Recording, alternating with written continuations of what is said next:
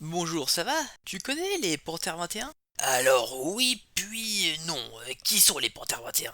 Les Panthères 21 étaient un groupe de 21 cadres dirigeants de la section new-yorkaise du Black Panther Party, qui était un mouvement révolutionnaire de libération afro-américaine formé en Californie en octobre 1966. C'est donc une organisation politique. Ok, je suis. Ils furent arrêtés lors d'un raid en avril 69 et inculpés d'association de malfaiteurs en vue de commettre des actes de terrorisme. 13 d'entre eux furent finalement jugés à partir de septembre 70, les poursuites étant abandonnées contre les autres et tous furent acquittés en mai 71. Tous les membres arrêtés firent l'objet d'une détention préventive, avec une caution fixée à la somme de 100 000 dollars pour chacun. Somme énorme dépassant celle ordonnée par la suite pour des militants blancs soupçonnés des mêmes faits, et surtout inhabituelle pour des accusés dénués de casier judiciaire. Un collectif créé pour l'occasion collecta les fonds nécessaires, mais lorsque ceux-ci furent présentés au juge Murtagh, siégeant à la Cour suprême de l'État de New York, ce dernier annula tout simplement la caution, empêchant toute libération préalable au procès.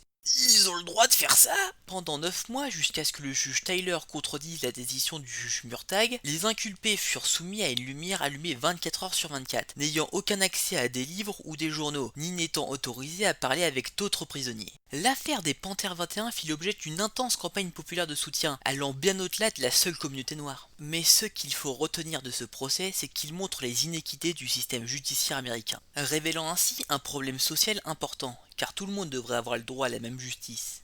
Juste une question. Quel est le rapport avec le comics duquel on va parler aujourd'hui? Ça a un rapport car le comics duquel on va parler aujourd'hui dénonce des problèmes sociaux. Un comics dont certains numéros ont fait scandale à leur époque. Le comics duquel on va parler est Green Lantern et Green Arrow. Green Lantern et Green Arrow est une série de comics sortis entre les années 70 et 79, pour un total de 48 numéros, tous scénarisés par Denny O'Neil. Cependant, ce n'est pas l'intégralité des 48 numéros qui nous intéresse ici, mais 14, plus exactement les 14 premiers numéros de la série sortis des années 70 à 72, scénarisés par Denny O'Neil et dessinés par Neil Adams. Et ce duo artistique fera un run des plus intéressants. Donc de quoi parlent Green Lantern et Green Arrow?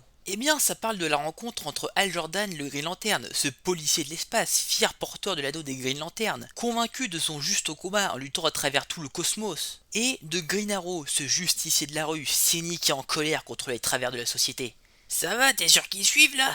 Oui. Et forcé est de constater que le comics en 6 pages met directement dans le bain. Ces 6 pages nous montrent Green Lantern sauver un homme aux abords d'un immeuble miteux. Mais très rapidement, on apprend grâce à Green Arrow que cet homme cherche à expulser les habitants, qui n'ont pas les moyens d'aller autre part. Il veut expulser les habitants pour pouvoir détruire l'immeuble et construire un parking à la place. Ce qui est très intéressant avec ce numéro, c'est que le méchant n'est pas un terrible ennemi d'une force colossale qu'il faudra juste taper très fort pour vaincre. Non, là l'ennemi est un riche propriétaire avide d'argent, qui n'hésite pas à mettre des miséreux à la rue pour pouvoir se faire encore plus d'argent. Et notre duo de héros est démuni face à cet homme, car il a le droit de le faire vu qu'il est propriétaire de l'immeuble. C'est vraiment pas très sympa de sa part. Et le comics, au fur et à mesure des numéros, nous parlera d'autres problèmes de la société. En 14 numéros, Denny O'Neil et Neil Adams nous parlent de la spéculation immobilière et de la pauvreté qu'elle engendre, de l'oppression des Indiens américains parqués dans les réserves, de la montée des sectes, des iniquités du système judiciaire, de la violence des émeutes raciales. Ils parleront aussi de sujets qui ont toute leur place aujourd'hui, comme le féminisme et la surpopulation. Sauf qu'ils en ont parlé dans les années 70, c'était il y a 50 ans.